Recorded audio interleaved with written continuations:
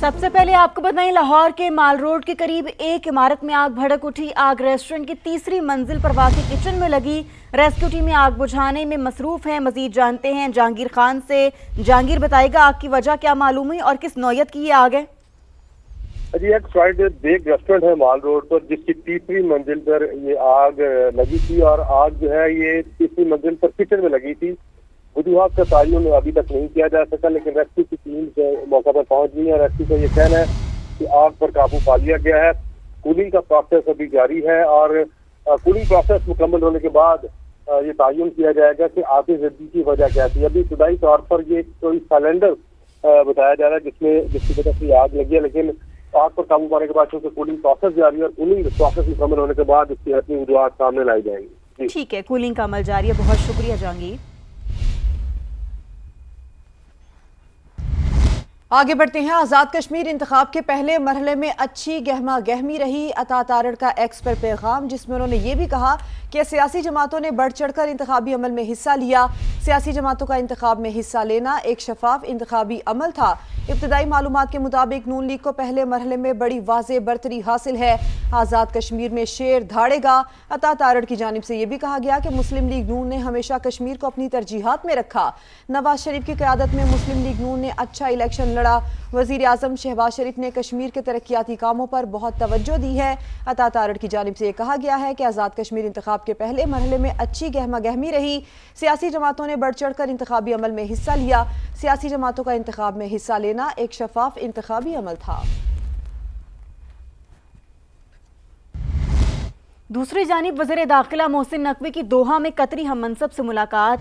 शेख खलीफा बिन हम से मुलाकात में दो तरफा ताउन बढ़ाने पर तबादला ख्याल। पाक कतर वज़राए दाखिला का सिक्योरिटी पार्टनरशिप बढ़ाने पर तबादला ख्याल। पाकिस्तान और कतर के दो तरफा ताउन को मुस्तहकम बनाने का आज़म। खित्ते की मौजूदा सूरत हाल और अमन व इस्तेहकाम पर गौर। दाखिली सिक्योरिटी में बाहमी ताउन शराकत दारी मजबूत बनाने का फैसला। सिक्योरिटी मुश्तरका मफादात के शोबों में इश्तराक मुस्तहकम करने के लिए पुरज़्म है। विफाकी वज़ीर दाखिला मोहसिन नकवी की कतरी हम मनसब से उनके वालिद के इंतकाल पर ताज़ियत। पाकिस्तान से ताल्लुकात इंतहाई अहम, दो तरफा इश्तराक मजबूत बनाने के लिए काम करते रहेंगे। कतरी वज़ीर दाखिला की जानिब से ऐसा कहा गया। अभी आपको अपडेट करें, JSR पर शदीद बारिशों से मुतासरा RD-25 पर हरामोश पुल की बहाली का काम मुकम्मल। हरामोश की पुल की बहाली का काम जारी था। हरामोश पुल पर हर किस्म की ट्रैफिक के लिए मुकम्मल बहाल कर दिया गया है। तर्जुमान NHA का ये बताना है। विफाकी वज़ीर मवासलात अब्दुल अलीम खान ने गुज़श्ता रोज़ इलाके का दौरा किया था। विफाकी वज़ीर मवासलात ने गुज़श्ता रोज़ पुल की बहाली के कामों का जायजा भी लिया था। अब्दुल अलीम खान की हिदायत के मुताबिक हरामोश पुल की फौरी बहाली का काम मुकम्मल कर लिया गया।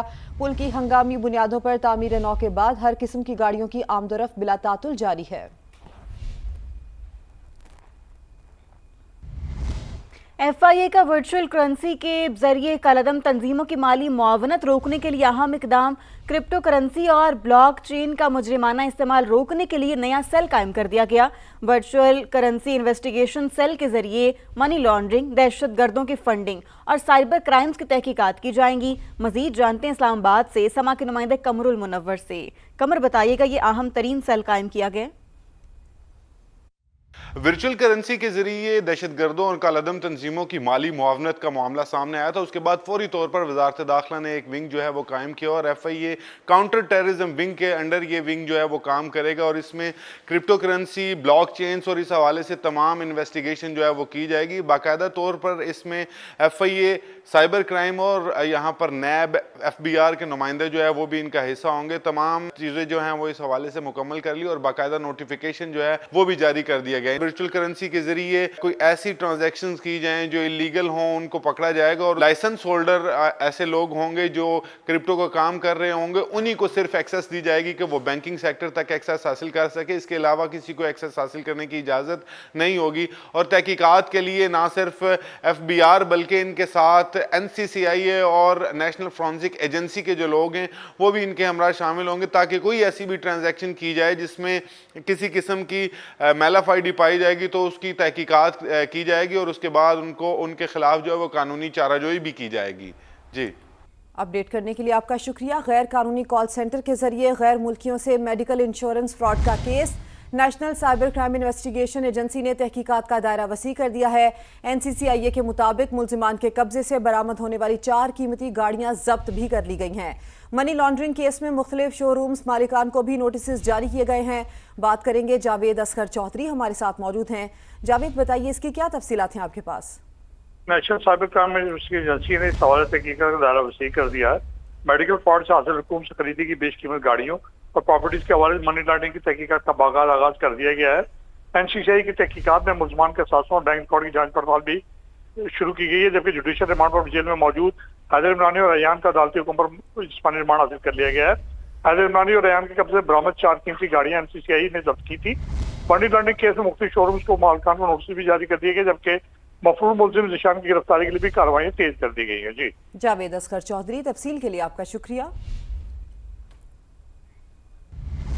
اداکارہ مومنہ اقبال اور ثاقب چدر کے تنازع میں پیش رفت، NCCI نے MP ثاقب چدر کو تفتیش میں قصوروار قرار دے دیا۔ عدالت نے عبوری ضمانت میں 3 ستمبر تک توسیع کرتے ہوئے وکلاء سے حتمی دلائل طلب کر لیے۔ مزید تفصیلات جانیں گے اپنے نمائندے سے۔ ابھی آپ کو بتائیں اہم نوعیت کا یہ کیس ہے، اداکارہ مومنہ اقبال اور ثاقب چدر کے تنازع میں پیش رفت ہوئی ہے۔ تو south central Balochistan hasn't seen any rains as of now, جس کی وجہ سے Chagai, Washuk Kharan Noshki central regions of Balochistan we haven't seen any rains, جس کی وجہ سے ایک واٹر اسٹریس ایشو ابھی بلوچستان کی طرف ہے۔ سیکنڈلی سر، سندھ کی so we haven't seen any strong system that has impacted Sindh. We had only some incidents of rains that happened in the Tharparkar and also in the eastern and central Sindh region, but overall monsoon کی جو overall profiling ہے so it is still focused on the north region of Pakistan. ابھی next spells میں بھی sir more or less monsoon کی intensity north region of Pakistan کی طرف more pronounced ہوگی in comparison to the southern Pakistan. We are seeing کہ first 10 days of August میں we would have rain activity particularly focused on eastern Punjab, north regions of northern regions of Pakistan, Khyber Pakhtunkhwa, Gilgit Baltistan and most part of the Azad Kashmir and the northern regions of Pakistan. Pakistan is living right through the eye of climate change. 2022 میں ہمیں بڑے سیلاب کا سامنا کرنا پڑا، اس کے بعد 2025 میں ایک اور بڑے سیلاب کا سامنا کرنا پڑا۔ اس سال ہمیں ہائی ٹیمپریچر، جسے کہ ایل نینو ایفیکٹ کہتے ہیں، اس سے ہم گزر رہے ہیں، اور انہی ہائی ٹیمپریچرز کے نتیجے میں لوکلائزڈ رین آؤٹ برسٹ کے نتیجے میں فلیش فلڈنگ کا سامنا کرنا پڑ رہا ہے، لینڈ سلائڈنگ کا سامنا کرنا پڑ رہا ہے، اور اسی طرح بعض جگہوں پہ اربن فلڈنگ کا سامنا کرنا پڑا ہے۔ تو یہ موسمیاتی تبدیلی کے جو بڑے اثرات ہیں، پاکستان آج ٹاپ 5 ممالک میں ہے کہ جو کلائمیٹ چینج سے متاثر ہیں، اگرچہ ہمارا دنیا میں global greenhouse gas emission میں 1% سے کم حصہ ہے۔ اس کے لیے حکومت نے، وزیر اعظم نے مانسون موسم شروع ہونے سے پہلے اس خطرے کا ادراک کرتے ہوئے ایک ہول آف گورنمنٹ اپروچ اپنانے کے لیے ایمرجنسی کمیٹی بنائی، رسپانس کمیٹی بنائی، جس میں تمام سٹیک ہولڈرز کو شامل کیا گیا، جس نے ہفتہ وار اجلاس کیا، اور یہ کارروائی تقریباً 2 مہینے پہلے شروع کر دی گئی تاکہ ہم صوبائی حکومتوں کو اور جو PDMAs ہیں انہیں بروقت مطلع کریں ان خطرات سے، اور وہ اس کے لیے پیشگی اقدامات کر سکیں۔ اب وزیر اعظم کی ہدایت پر یہ کمیٹی روزانہ کی بنیادوں پر میٹنگ کر رہی ہے تاکہ ہم جو کارروائیاں ہیں ان کا جائزہ لے سکیں۔ اس وقت تک تقریباً ملک بھر میں 109 سیلاب کے اور یہ موسمیاتی جو حوادث ہیں اس کے نتیجے میں اموات واقع ہوئی ہیں، اور تقریباً 360 افراد زخمی ہوئے ہیں۔ لیکن یہ جو 109 اموات ہوئی ہیں، ان میں 57% تقریباً جو اموات ہیں وہ سیلاب کے نتیجے میں نہیں ہوئیں، وہ گھروں کے گرنے سے یا دیواروں کے گرنے سے یا سٹرکچرز کے کولیپس ہونے سے ہوئی ہیں، جو کہ ہمارے ریزیلینس سے متعلق رکھتا ہے۔ پاکستان کا جو کلائمیٹ چینج رسک ہے وہ پروفائل ہر سال اس میں اضافہ ہو رہا ہے، اور یہ جو اضافہ ہے یہ اس بات کا تقاضا کرتا ہے کہ ہم ری ایکٹیو ہونے کی بجائے زیادہ سے زیادہ پرو ایکٹیو اقدامات اٹھائیں تاکہ ہم اس کو بہتر طور پہ نبٹ سکیں۔